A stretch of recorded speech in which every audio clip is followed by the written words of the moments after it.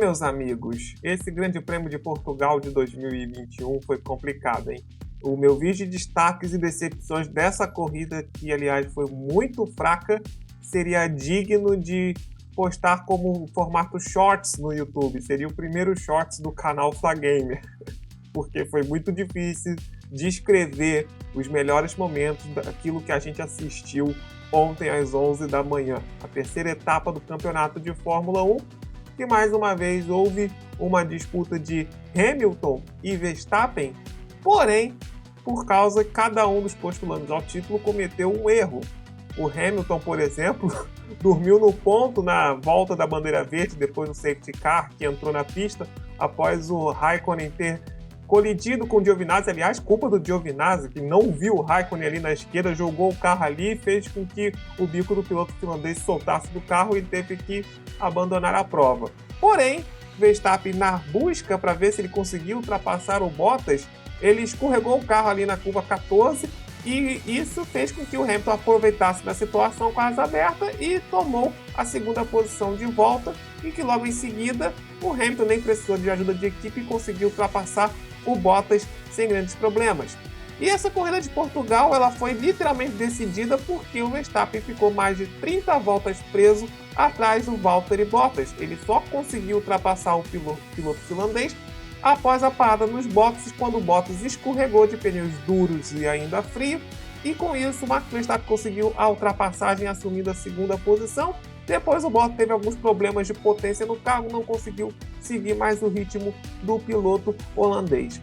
Eu fico bastante até triste pela pista de Algarve não ter proporcionado uma corrida muito interessante, porque o traçado da pista é muito mais interessante, muito mais variado, até mesmo com o circuito de Estoril, cheio de subidas e descidas, e ficou muito claro que os carros de Fórmula 1 atual têm grande dificuldade de seguir um outro carro atrás. Então, quando partirem da curva 14 e 15, que já é a reaceleração para o curvão para a reta, o carro da frente sempre abria 2, 3 décimos, que era o suficiente que mesmo com asa móvel ele não conseguia chegar no outro carro até a curva 1.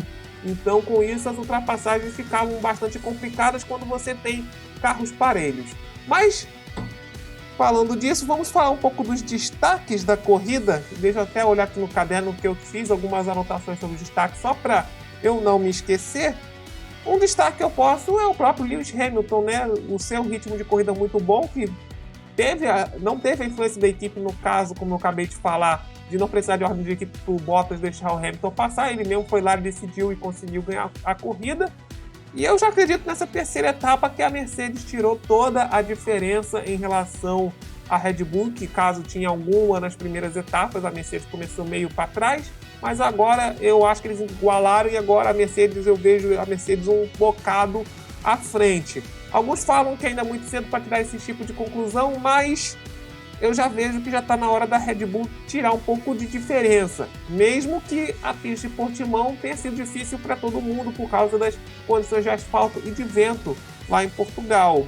Isso eu vejo o ritmo da Mercedes melhor, principalmente na classificação, porque uma coisa que me chamou a atenção foi durante o Q2, o Hamilton virou 1,17.9 de pneus médios e Max Verstappen virou 1,18.6.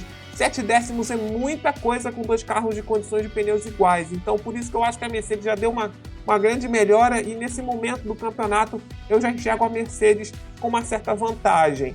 Mas ainda temos que ver ali as outras pistas para ver se a Red Bull consegue recuperar do prejuízo. E isso vai ser muito interessante de se notar no Grande Prêmio da Espanha, que tem uma característica de traçado que traduz muito bem qual carro está muito bem, qual carro está muito mal, porque é uma pista que tradicionalmente todas as equipes de Fórmula 1 já conhecem os seus segredos, ao contrário de Algarve, que nós só tivemos 2 edições, ano passado e este ano. Outro destaque que eu acho desse final de semana do Grande Prêmio de Portugal, eu diria para o Russell por causa da classificação, porque ele conseguiu colocar a Williams em 11º lugar, e foi um 11º lugar perto do Q3, acho que ficou um décimo fora da zona de classificação ali do Q3, então o Russell levou a Williams nas costas, mas infelizmente o ritmo de corrida da Williams deixou a desejar, né? E com isso o George Russell ele terminou da 16ª posição à frente do Mick Schumacher, que fez uma ultrapassagem em cima do próprio Latifi da equipe Williams, que terminou ali em 18º lugar.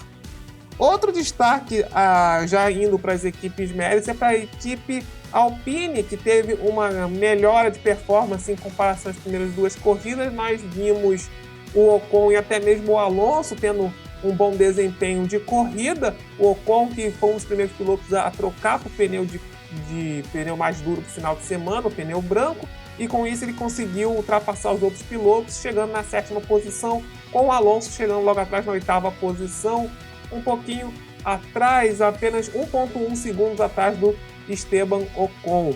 E o meu último destaque também vai para o Daniel Ricciardo da McLaren, que não conseguiu passar no Q2 no treino de classificação e conseguiu, largando da 16ª posição, esticando o primeiro stint. Ele foi um dos últimos pilotos a parar nos boxes. Lá pela volta 42-45, ele esticou o seu stint de pneus médios e com isso ele foi recompensado aí com a 9ª posição.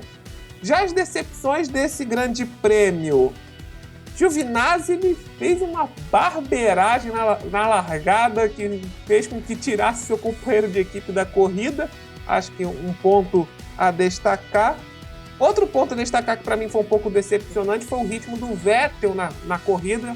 É bom notar que o Vettel ele fez um bom treino de classificação. Ele passou para o Q3, largou na 10ª posição, mas a segunda metade da corrida do piloto alemão ele começou a perder performance, inclusive em algum tempo da corrida o próprio Lance Stroll ultrapassou o Vettel, só que o Vettel, isso eu acho que não mostrou na transmissão, conseguiu ainda chegar à frente do Stroll na 13ª posição. Um outro ponto decepcionante foi a estratégia da Ferrari. Coitado do Carlos Sainz, ele estava tão bem, estava perto do Leclerc ali no início, mas a Ferrari montou os pneus médios ali porque o Carlos Sainz estava de macio, então ele tinha ou médio ou pneu duro para utilizar o seu segundo stint, e a Ferrari acabou optando pelos pneus médios num momento muito cedo da corrida, ficou sem pneus e com isso o Carlos Sainz inclusive ficou fora da zona de pontuação, chegando na 11ª posição. Daqui a pouco nós vamos ter o canto das corridas, onde eu vou falar com muito mais detalhes com o Daniel sobre o final de semana de automobilismo que a gente teve. Nós também tivemos as etapas da Fórmula Indy. Eu vou falar tudo lá no canto das corridas, que é o nosso quadro privado para os membros do canal Flagamer.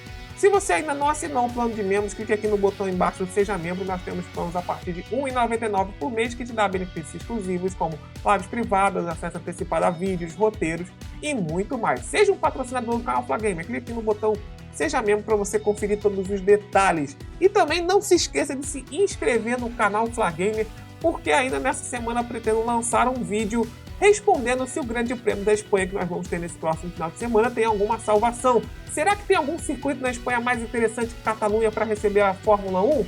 Que tipo de modificações a gente poderia fazer no circuito de Catalunha para deixar as corridas um pouco mais interessantes? Ou apenas uma bomba atômica resolve o problema da pista de Catalunha? Essas perguntas eu vou responder nesse próximo vídeo que eu ainda irei gravar e postar ainda nessa semana no canal Flagamer.